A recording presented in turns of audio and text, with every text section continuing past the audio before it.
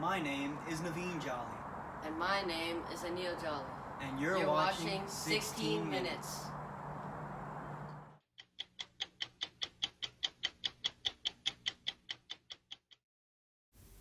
Today, we're telling you the story of Billo and Narinder.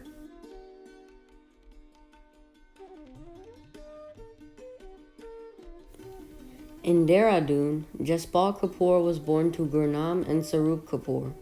She is the first of 5 children. Her siblings are Pritpal, Ravinder, Harpal, and Jitinder.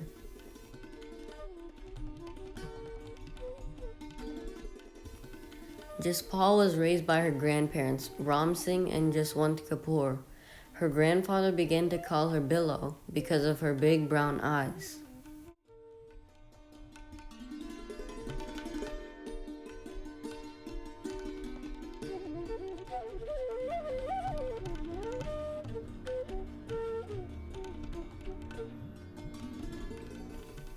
Billo's grandmother and grandfather created a very loving environment where academic and athletic achievement were valued. As such, Billo played many sports and excelled in track and field as well as field hockey.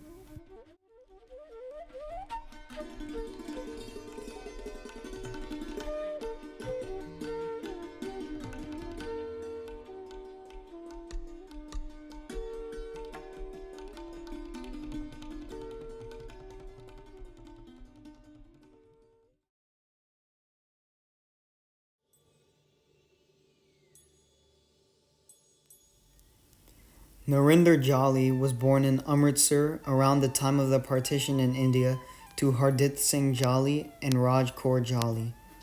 His family is from Rawalpindi in Pakistan, but in 1947, after the British left India, Hardit Singh Jolly was forced to flee his home and move his family, including his newborn son Narinder, to India.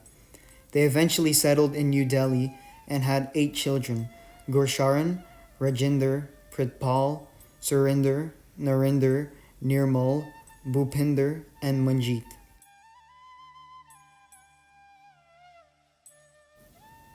Life was not easy in their new home. They were refugees, but found strength in one another.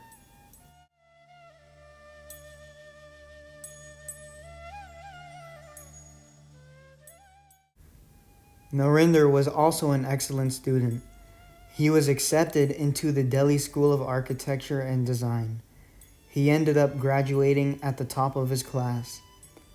In the late 1960s and early 1970s, the United States was granting visas to foreigners with professional degrees. Narinder was also granted a visa, which would change the fate of these 2 families forever. Leaving his country and family was not an easy decision, but he was encouraged by his older brother Rajinder, who knew that this was an opportunity that could not be passed up. He moved to Boston with a very good friend named Harish Dang. Living as a new immigrant in Boston was not an easy adjustment for Narinder.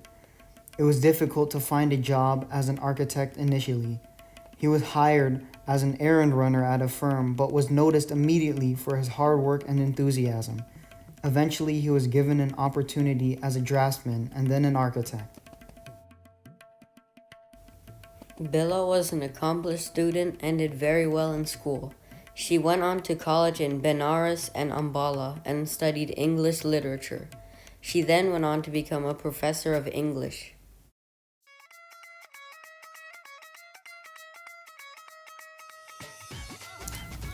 Narinder went back to visit India 2 years after arriving in Boston.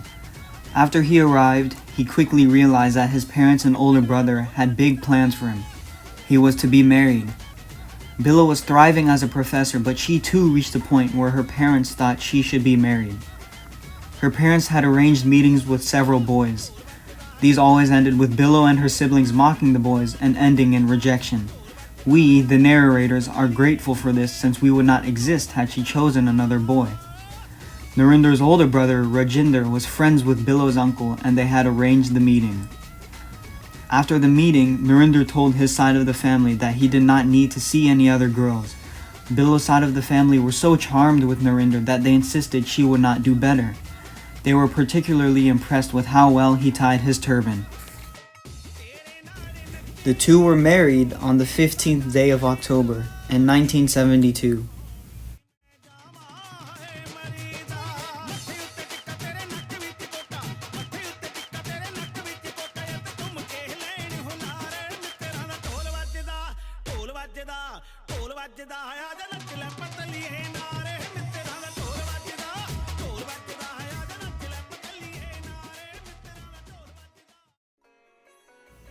Married life was an adjustment.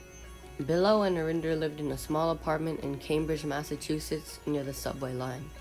Every time the subway passed, the apartment would shake. Soon, Narinder's friends met Billow, and their apartment became the center for social activity. Everyone knows that Billow loves to cook and has written 3 cookbooks as of the recording of this video. This number may have doubled by the time it is viewed. However, she wasn't always a good cook. In fact, she didn't know how to cook when she was married. Every night when Narinder would reach home, a delicious meal was waiting for him. Many years later, Billow admitted to him that she tried and failed at several dishes each night before she was satisfied with one. She ended up throwing away many pots and pans along the way to becoming a wonderful chef. While they enjoyed the life and the friends they made in Boston, they never got used to the cold, so Narinder applied for positions in warmer cities. Miami was beautiful and warm, but in the mid-1970s, it was home to mostly retirees and a growing immigrant population from Cuba and South America. There were not many Indians and even less Sikhs. Slowly, Narinder and Billow began making friends and started to build a community. The community was very close-knit. They organized cultural events at local universities, and since there was no Gurdwara, they met in each other's homes. A year after moving to Miami, our father, Puneet, was born. Puneet was an interesting child.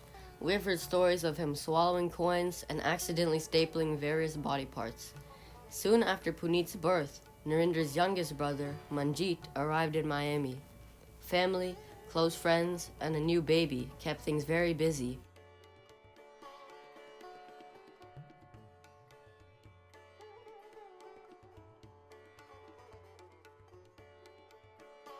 Six years later, their second son, our uncle, Rajdeep, was born. Soon, Narinder and Billow were joined in America by many of the siblings and their families, who are now successful and settled all over the United States.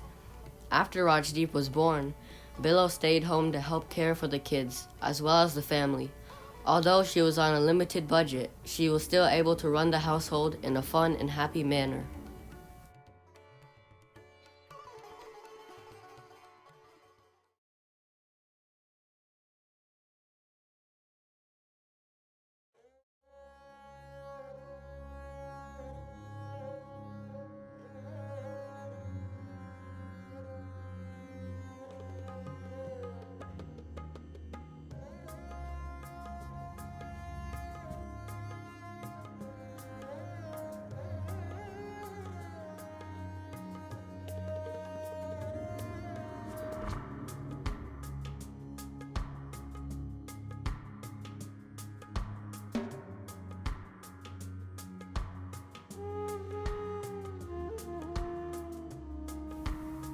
While Billow and Narinder were raising their kids, they also had successful careers and have created long-lasting relationships with close friends and family.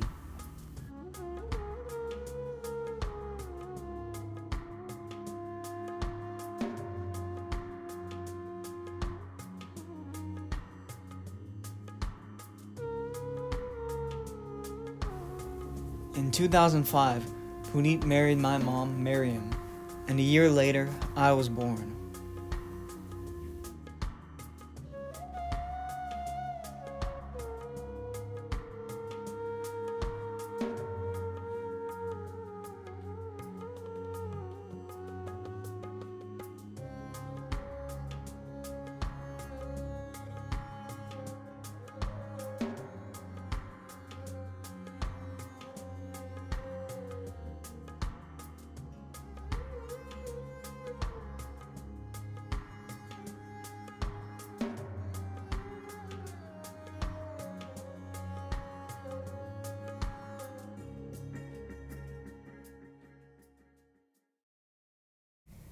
Having one grandchild was exciting.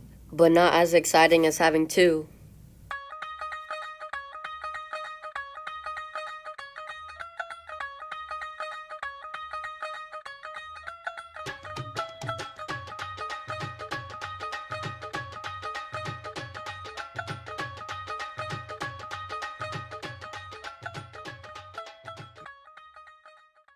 In 2008, I was born. We have been on many adventures together, and we look forward to many more.